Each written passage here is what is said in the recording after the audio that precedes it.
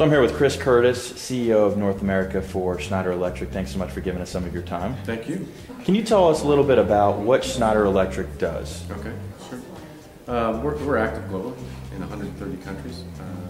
I would say the common theme of our business is we consider ourselves an energy management specialist.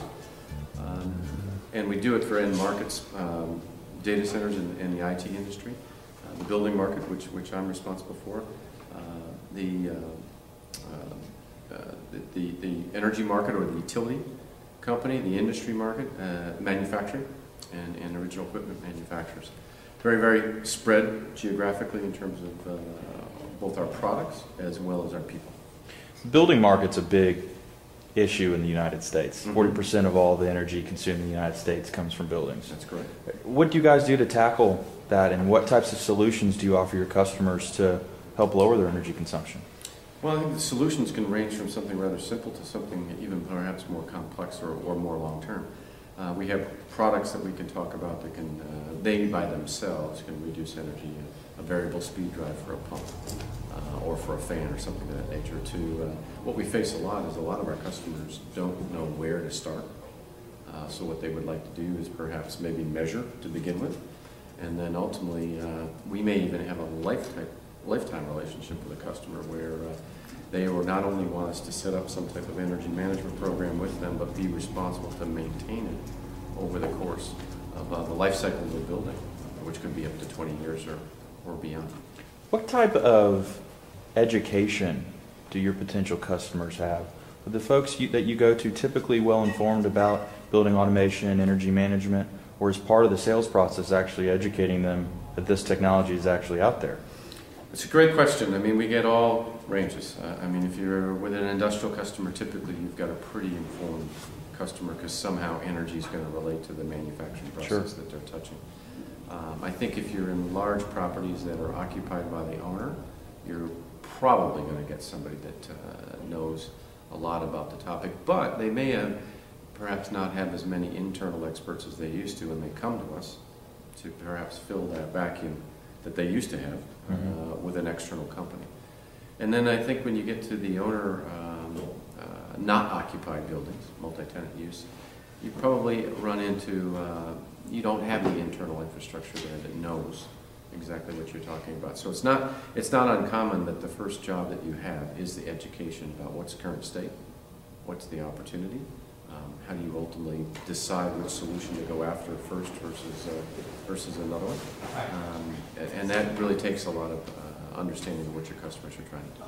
Talk to us about your relationship with the government sector. That's a big piece of Schneider Electric's business.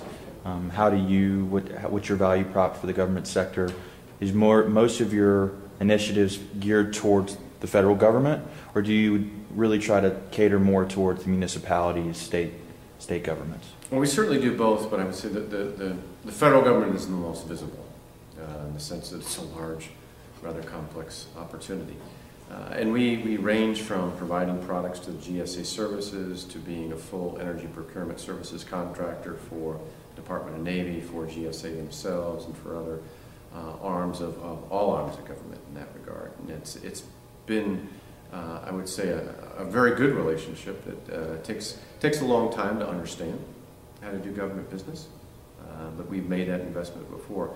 Locally in municipal and state governments, you know, there's I would say different types of relationships. We have relationships where we manage directly. We do a lot of work in the state of Texas. We do a lot of work in the state of Pennsylvania. But we also have a lot of partners that will also do work with the government on a local basis, municipal basis, that we probably don't necessarily see day to day. But certainly there's a lot of activity, and we have a rather large presence there with our partners.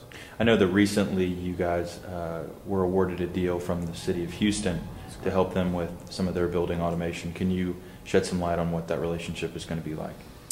Well, I mean, first of all, we hope it's a long-standing one, and again, it's the same concept we were talking about before, which says, how do you really put together a long-range program of not only how to save energy, but really to upgrade the infrastructure so they can kind of modernize where they want to go and the capability that they've got as a city to provide services to their citizens. It starts with a very detailed audit process of what's there from the inventory of facilities. What state are those facilities in? Where are the energy savings opportunities, as well as where are the requirements, I would say, to upgrade some given buildings. And we're just now kind of getting into it. I mean, we're certainly active in a number of buildings in the city of Houston. We got more work to do, and we look forward to a rather long-standing relationship based upon the fact that they got a lot of value out of it. When I was reading the press release, you're talking about doing some performance contracting. Correct.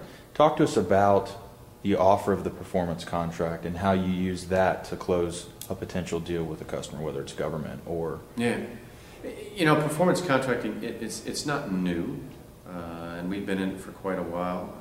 It does take a rather, I would say, unique skill set to do it on a sustained basis and do it well.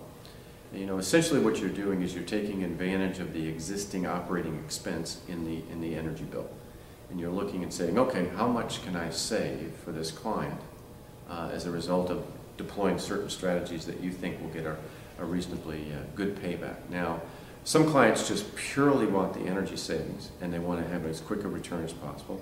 Other clients want the energy savings to fund capital improvements.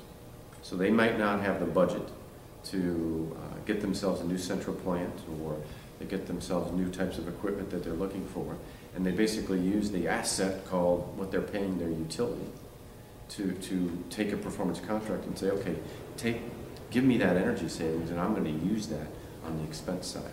And then it becomes a win-win because they are lowering their energy, but at the same time then they're upgrading their facilities for the future.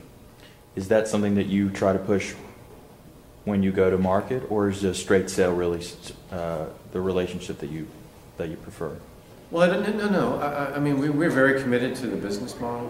In fact, we actually have a separate division for it. It doesn't fit with every. In fact, some states don't allow it yet. Other states are passing legislation where, in fact, I believe we're doing the first performance contract that I'm aware of in the state of North Carolina. Wow. With North Carolina University, North Carolina State University. Don't mix up the universities of North Carolina. Excuse me. And that was only recently allowed from a legislative basis. Okay, we've been active in the state of Texas for a long time, with the college systems as well as the city of Houston, as you mentioned. Active in the state of Pennsylvania, but not all states are actually allowed as a procurement vehicle. The federal government only recently allowed it as a procurement vehicle. So we think it's a business model that makes great sense. It has some history that was not positive. We've been fortunate enough in our 20 years of doing it, we've never written off any guarantee from a risk standpoint to ourselves. We have been able to deliver on the promises that we made. Final question, and this is really more of a personal question. Yeah. I'm curious to know why you do what you do. That's a very good question. I mean, I'm curious about different types of cultures and different types of opportunity, which Schneider certainly gives me a great opportunity to be able to do that. I'm absolutely passionate about this particular field of saving energy. It's a huge dilemma, a huge problem. I'd like to be able to make a contribution to solving the problem. It's a heck of a lot bigger than myself, but ultimately if I can be part of the impact and be part of the solution, that'll be, I will say, my time was well spent. Well, Chris, thanks so much for the time today, and much continued success with Schneider Electric, and we look forward to talking to you soon. Thank you, David. Thanks. Thanks, sir.